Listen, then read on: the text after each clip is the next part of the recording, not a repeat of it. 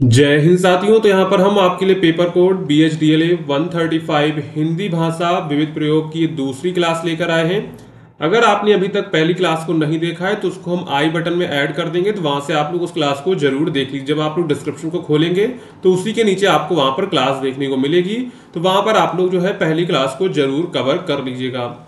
और अगर आप लोग इस सब्जेक्ट गैस पेपर को परचेज करना चाहते हैं जिसमें आपके सभी BBI इंपॉर्टेंट क्वेश्चंस कवर कर दिए गए हैं, जिससे आप लोग अपनी तैयारी जो है 100% कर सकते हैं, तो अगर आपको उसको डाउनलोड करना है तो उसके लिए सिंपली आपको गूगल पे जाना है और यहाँ पे सर्च करना है shop.hindustannowledge.com।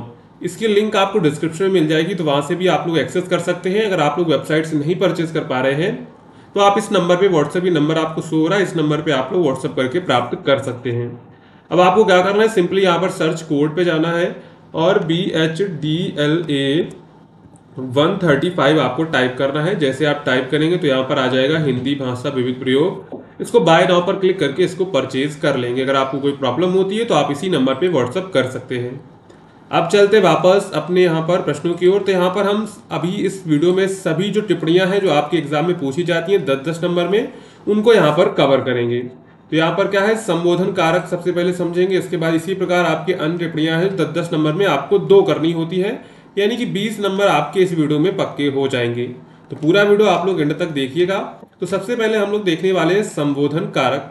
तो हिंदी व्याकरण में कारक का अर्थ होता है संज्ञा या सर्वनाम का वाक्य में क्रिया के साथ जो संबंध होता है। संबोधन कारक उन 8 कारकों में से एक है जिसका प्रयोग किसी को पुकारने या ध्यान आकर्षित करने के लिए किया जाता है। तो यहाँ पर देखिए, हिंदी व्याकरण में कारक का अर्थ क्या होता है, संज्ञा या सर्वनाम का वाक्य में क्रिया के साथ जो संबंध होता है उसी को हम लोग कहते हैं कारक। क्या होता है, संज्ञा या सर्वनाम का जो है वाक्य में क्रिया के साथ जो संबंध होता है उसी को हम लोग कहते हैं कारक। और संबोधन कारक उन्हीं 8 कारकों में से एक है जिसका प्रयोग किसी को पुकारने, ध्यान आकर्षित करने की, जैसे अपादान कारक, संप्रदान कारक, उसी में आपका संबोधन कारक आता है। जो लास्ट वाला आपका कारक होता है संबोधन, तो उसमें क्या होता है, किसी को पुकारा जाता है या फिर किसी की ओर ध्यान आकर्षित करने के लिए इसका प्रयोग किया जाता है। संबोधन कारक का प्रयोग तब किया जाता है जब हम किसी को बुला रहे हों, उससे बात कर रहे हों या उसका ध्यान खींच रहे हो। जैसे राम इधर आओ, इस वाक्य में राम शब्द संबोधन कारक है क्योंकि इसमें राम को जो है पुकारा जा रहा है। मुख्य लक्षण इसके क्या है, तो इसमें प्राय जो है आपको ओ, रे, अरे, हे, भाई, मित्र, बेटा आदि शब्द जो है देखने को मिलेंगे। यह कारक विशेष रूप से मानवीय संबोधन में देखा जाता है। यह वाक्य में क्रिया से नहीं जुड़ता बल्कि केवल श्रोता को संबोधित करता है, यानी कि जो ये होता है ये क्रिया के साथ नहीं जुड़ता है वाक्य में। जैसे हे कृष्ण मेरी सहायता करो, तो यहाँ पर जो हे कृष्ण है ये क्या है, संबोधन कारक है। क्या है, ये आपका क्या है, संबोधन कारक। अरे मोहन, ये भी संबोधन कारक है। माता, ये भी आपका जो है संबोधन कारक है। तो यहाँ पर क्या होता है, संबोधन जो कारक होता है वो क्रिया में नहीं जुड़ता है बल्कि श्रोता को संबोधित करता है, यानी कि जिसको बुला रहे हैं उसको संबोधित करता है, यानी कि श्रोता। तो इस कारक का प्रयोग साहित्य, कविता, उपदेश या आम बोलचाल भाषा में विशेष रूप से किया जाता है। इससे भावनाएं गहराई से प्रकट होती है और सामने वाले व्यक्ति का ध्यान आकर्षित होता है। तो यहाँ पर संबोधन कारक का मतलब समझ चुके हैं। संबोधन कारक का जो है, संबोधन कारक का मतलब ये है कि जब हम लोग किसी को बुला रहे हैं या किसी से बात कर रहे हैं तो वहां पर जो कारक यूज होता है उसी को हम लोग कहते हैं संबोधन कारक। तो जिस संबोधन कारक का प्रयोग कहाँ किया जाता है, जब हम किसी को पुकारते या फिर अपनी ओर ध्यान आकर्षित करते हैं तो वहां पर जो है संबोधन कारक को प्रयोग किया जाता है। और कारक का अर्थ क्या होता है, कारक का अर्थ होता है संज्ञा या सर्वनाम का वाक्य में क्रिया के साथ जो संबंध है उसी को हम लोग कहते हैं कारक। इसके बाद चलते यहाँ पर हमारा दूसरा है संयुक्त वर्ण किसे कहते हैं। तो संयुक्त वर्ण का अर्थ है जब 2 या 2 से अधिक व्यंजन एक साथ मिलकर एक नया वर्ण बनाते हैं जिन्हें अलग अलग नहीं पढ़ा जाता बल्कि एक साथ पढ़ा जाता है। संयुक्त का मतलब है जोड़, मतलब कि जब 2 या 2 से अधिक व्यंजन मिलकर जो एक नया वर्ण बनाते हैं उसी को कहते हैं संयुक्त वर्ण। तो हिंदी वर्णमाला में किसी वर्ण के साथ ह्रस्व यानी कि आ ना लगे और वह 2 व्यंजनों के मेल से बना हो तो उसे संयुक्त वर्ण कहा जाता है। जैसे छा, त्रा, ग्या, रा, स्रा, ये आमतौर पर 2 या 3 व्यंजनों से मिलकर बनते हैं। इनका उच्चारण एक साथ होता है। लिखने में इनका विशेष आकार होता है जिसे संयुक्ताक्षर कहते हैं। इसके बाद है हिंदी वर्णमाला में 4 मुख्य संयुक्त व्यंजन है। जैसे यहाँ पर छा किससे मिलकर बना है, का और सा से मिलकर बना हुआ है। त्रा है वो आपका ता और हलंत रा से मिलकर बना हुआ है। ज्ञा जो है यहाँ पर जा हलंत ऋणा से मिलकर बना हुआ है, और श्रा है जो आपका सा और रा से मिलकर बना हुआ है। तो यहाँ पर होता है, जैसे हम इसको क्या पढ़ते हैं, हम लोग इसको पढ़े कक्षा, और इसको पढ़ते हैं परीक्षा, और इसको पढ़ते हैं अक्षर। क्या पढ़ते हैं? अक्षर पढ़ते हैं, अक्षर नहीं पढ़ते हैं। इसको क्या पढ़ते हैं? अक्षर। तभी यहाँ पर देखो क्या आ रहा है, का आ रहा है, यानी कक्षा, परीक्षा और अक्षर। यहाँ पर त्रिशूल है, तो इसको हम लोग क्या पढ़े? त्रिशूल, त्रिकोण और पत्र। संयुक्त वर्ण हिंदी लेखन और उच्चारण को समृद्ध बनाते हैं। इससे भाषा अधिक स्पष्ट और भावपूर्ण हो जाती है। हालांकि छोटे बच्चों या हिंदी सीखने वालों के लिए इन्हें पहचानना और लिखना थोड़ा कठिन हो सकता है, इसलिए इसका अभ्यास आवश्यक है। इसके बाद है संभावनात्मक वाक्य, यानी कि संभावनार्थक शब्द, यानी कि जिनकी संभावना व्यक्त की जाए। तो संभावनार्थक वाक्य वे वाक्य होते हैं जिनमें किसी घटना के घटने या ना घटने की संभावना व्यक्त की जाती है। ये निश्चितता नहीं दिखाते, बल्कि यह बताते हैं कि हो सकता है और नहीं भी हो सकता है। जैसे इसमें शायद, संभवतः, लगता है, हो सकता है, कदाचित, संभव है आदि शब्दों का प्रयोग किया जाता है। इन वाक्यों में पूर्ण पुष्टि नहीं होती, बल्कि केवल अनुमान होता है। जैसे उदाहरण के लिए, शायद वह स्कूल गया हो, संभव है आज बारिश हो जाए, लगता है तुमने यह काम किया है। तो यहाँ पर कोई श्योरिटी नहीं होती। क्या होती है? यहाँ पर कोई निश्चितता नहीं होती, यानी यहाँ पर कोई श्योरिटी नहीं होती है। तो उनको हम लोग क्या कहते हैं? संभावनात्मक वाक्य कहते हैं। क्या कहते हैं? संभावनार्थक वाक्य कहते हैं। इसके बाद है संभावनार्थक वाक्य केवल बोलचाल में बहुत सामान्य है, खासकर तब हम किसी विषय को लेकर पूरी तरह निश्चित ना हो। ये वाक्य शिष्टाचार के लिए भी उपयोगी होते हैं, क्योंकि इनमें सीधा आरोप या दावा नहीं होता है। इनकी उपयोगिता क्या है? तो ये वाक्य किसी घटना के बारे में अनुमान लगाने में मदद करते हैं। ये भाषा को अधिक कोमल और विनम्र बनाते हैं। ये वैज्ञानिक, पत्रकारिता या संवाद में बहुत उपयोगी होते हैं, जहां पुष्टि से पहले अनुमान लगाना होता है। तो यहाँ पर जो है संभावनार्थक वाक्य जो है ना, वो क्या होते हैं? संभावना व्यक्त करते हैं, यानी वहां पर कोई श्योरिटी नहीं, कोई निश्चितता नहीं होती है, सिर्फ वो वहां पर जो है संभावना व्यक्त करते हैं। इसके बाद यहाँ पर विलोम शब्द। तो विलोम शब्द क्या है? हिंदी भाषा में विलोम शब्द का अर्थ है विपरीत अर्थ वाले शब्द। जब दो या दो शब्दों के अर्थ एक दूसरे के उल्टे या विपरीत हों तो उन्हें विलोम शब्द कहा जाता है। यानी कि दो शब्द हैं, उनके अर्थ एक दूसरे के विलोम है, यानी एक दूसरे के विपरीत है। तो उदाहरण के जैसे दिन का विलोम होता है रात, क्योंकि दोनों का अर्थ एक दूसरे के विपरीत है। यहाँ पर ये दिन और रात क्या है? एक दूसरे के विलोम शब्द हैं।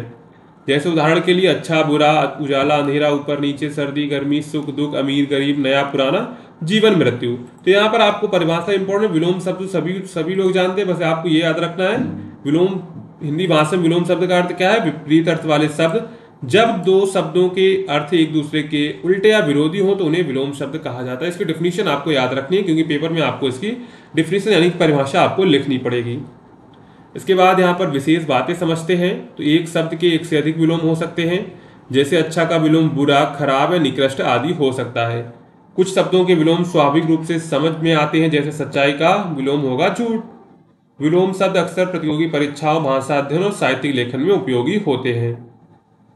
इसके बाद आ जाते हैं यहाँ पर अव्यय पर। तो हिंदी व्याकरण में अव्यय ऐसे शब्द हैं जिनमें लिंग, वचन, पुरुष, काल आदि के अनुसार कोई परिवर्तन नहीं होता है। ये जो शब्द होते हैं हमेशा एक जैसे ही रहते हैं, चाहे वाक्य में किसी भी प्रकार से इनका प्रयोग हो। यानी कि अव्यय क्या होते हैं? अव्यय वे शब्द होते हैं जिनमें लिंग, वचन, पुरुष, काल आदि के अनुसार जो है कोई भी परिवर्तन नहीं होता है। यानी कोई लिंग बदल जाए, कोई वचन बदल जाए, या कोई पुरुष बदल जाए, या फिर समय बदल दिया जाए, पर वहां पर क्या होता है? इनमें कोई भी फर्क नहीं पड़ता है। ये जैसे होते वैसे ही रहते हैं। अव्यय शब्दों में कोई बदलाव नहीं होता। ये संज्ञा सर्वनाम नहीं होते हैं, क्योंकि अगर संज्ञा सर्वनाम नहीं तो बदलेंगे नहीं। वाक्य में क्रिया, विशेषण या संबंध स्थापित करने का ये कार्य करते हैं। क्या करते हैं? वाक्य में क्रिया का काम करेंगे, विशेषण का काम करेंगे, या फिर संबंध स्थापित का काम करेंगे। अव्यय के प्रकार जैसे क्रिया विशेषण अव्यय, जैसे धीरे, तेज, ये सब क्या है? क्रिया विशेषण। यानी कि ये क्या कर रहे हैं? क्रिया की विशेषता बता रहे हैं। यानी कि जैसे वह जल्दी उठता है, उठना क्या है? उठना एक क्रिया है, और उसकी क्या है? जल्दी उठना, मतलब क्या हो रहा है? वर्ब की जो क्रिया, यानी कि जो क्रिया की विशेषता बताते हैं उन्हें हम लोग कहते हैं क्रिया विशेषण। तो यहाँ पर अगर हम लोग जैसे कहें जल्दी उठना, ठीक है, तो यहाँ पर उठना क्या? उठना यहाँ पर है क्रिया, आपकी क्या है? और क्रिया है, और ये क्या कर रहा है? ये जो है ना जल्दी है, क्रिया की विशेषता बता रहा है कि वो जल्दी उड़ता है। तो यहाँ पर ये जल्दी क्या हो? जल्दी काम करेगा, क्रिया विशेषण। किसका काम करेगा? क्रिया विशेषण का काम करेगा। ठीक है, तो इतना आपको समझ में आ रहा होगा। धीरे, तेज, वह तेज दौड़ रहा है, तो यहाँ पर दौड़ना क्या है, रनिंग क्या है, रनिंग आपकी क्रिया है, दौड़ना क्रिया है, और तेज दौड़ रहा है मतलब कि फास्ट या वेरी फास्ट, तो ये क्या कर रहा है, क्रिया की विशेषता बता रहा है, और क्रिया की विशेषता बता रहा है इसलिए ये क्या है, क्रिया विशेषण है। संयोजक शब्द जैसे अव्यय और लेकिन, क्योंकि ये सब क्या करते हैं, वाक्य को जोड़ते हैं। इसके बाद समुच्चय बोधक अव्यय जैसे तथा अथवा, संबंध बोधक अव्यय जैसे के लिए से तक, निपात जैसे ही भी तो मात्र, ये सब क्या है, अव्यय के प्रकार हैं। अब यहाँ पर उदाहरण से समझते हैं। उदाहरण क्या कह रहा है, वह धीरे बोलता है तो क्रिया विशेषण काम कर रहा है। राम और श्याम, ये क्या कर, राम और श्याम में संयोजक का काम कर रहा है, जोड़ने का काम कर रहा है। मुझे तुम्हारे लिए यह लाना पड़ा, तो यहाँ पर ये संबंध का काम कर रहा है। इसके बाद यहाँ पर आते हैं विशेषण। तो आपको सभी को पता होगा, संज्ञा सर्वनाम की विशेषता बताने वाले शब्दों को विशेषण कहते हैं। कोई वस्तु, व्यक्ति या स्थान कैसा है, कितना है, ये किस प्रकार का है, ये सब कुछ बताते हैं। तो हिंदी में विशेषण वे शब्द हैं जो किसी संज्ञा या सर्वनाम की विशेषता बताते हैं, और ये शब्द यह बताते हैं कि कोई वस्तु, व्यक्ति या स्थान कैसा है, कितना है और किस प्रकार का है। विशेषण के प्रकार में आ जाता है गुणवाचक विशेषण, जिसमें अच्छा, बुरा, सुंदर, बुद्धिमान। परिमाणवाचक मतलब कि थोड़ा, बहुत सारा, कितना लीटर है। संख्यावाचक मतलब कि 3, पहला आने कितना है, यानी कि वहां पर संख्या की बात होगी।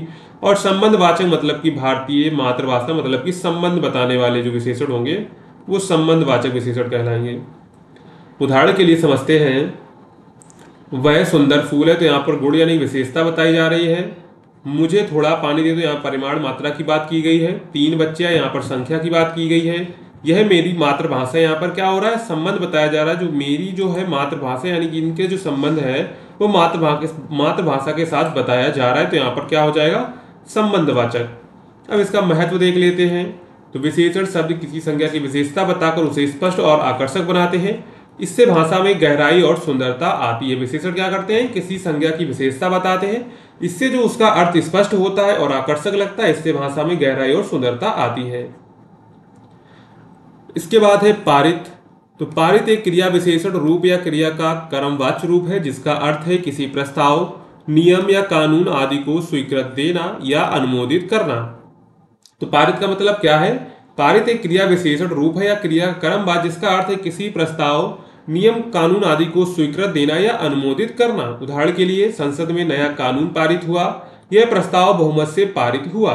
यहाँ पारित का मतलब क्या है, इसका मतलब है किसी प्रस्ताव, कानून को स्वीकृत देना या फिर अनुमोदित करना। अब यहाँ पर प्रयोग के क्षेत्र क्या है, तो इसका प्रयोग कार्यों में होता है, संसद में होता है, न्यायालयों में होता है। पारित शब्द मुख्यतः जो है किसी निर्णय, प्रस्ताव या योजना को मंजूरी मिलने के संदर्भ में आता है। इसके समानार्थी शब्द कौन है, स्वीकृति, अनुमोदित या लागू। ठीक है। इसके बाद है आयोग। क्या होता है, तो आयोग एक संगठनात्मक संज्ञा है, जिसका अर्थ है एक ऐसी सरकारी या अर्ध सरकारी निकाय जो किसी विशेष कार्य या समस्या के समाधान के लिए बनाया जाता है। तो आयोग क्या होता है, आयोग जो है एक संगठनात्मक संज्ञा है, जिसका अर्थ है ऐसा सरकारी या अर्ध सरकारी निकाय जो किसी विशेष कार्य या समस्या के समाधान के लिए बनाया जाता है। उदाहरण के लिए, चुनाव आयोग भारत में चुनाव करवाता है। शिक्षा आयोग ने नई शिक्षा नीति की सिफारिश की। प्रकार देखते हैं, स्थायी आयोग जैसे चुनाव आयोग, मानव अधिकार आयोग। अस्थायी आयोग जैसे कोई विशेष जांच आयोग बैठाया जाता है, इसके बाद उसको समाप्त कर दिया, यानी कि जब वो काम खत्म हो जाता है तो उस आयोग को हटा दिया जाता है।